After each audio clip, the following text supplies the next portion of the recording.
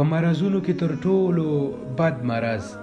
د حضرت علی رضی الله عنه نه یو کس پوښتنه وکړه،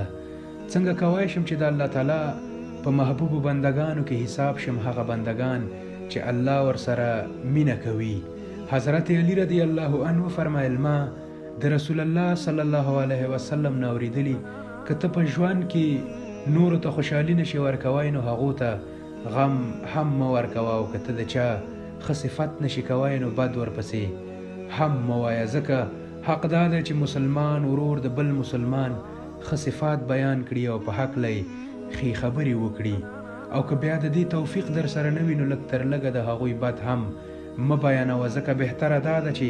د نورو زړه خوشحاله که، او که بیا دا توفیق در سره نه وي نو لږ تر لږه د نورو زړه مه ازاروه. او دا هم په یاد ولره چې په مرضونو کې تر ټولو بد مرض د زړه مرض دی، او د زړه په مرضونو کې تر ټولو بد د زړه ازارول دي، او الله تعالی هغه انسانان نه خوښوي چې هغه د نورو زړونه ځوروي. السلام علیکم.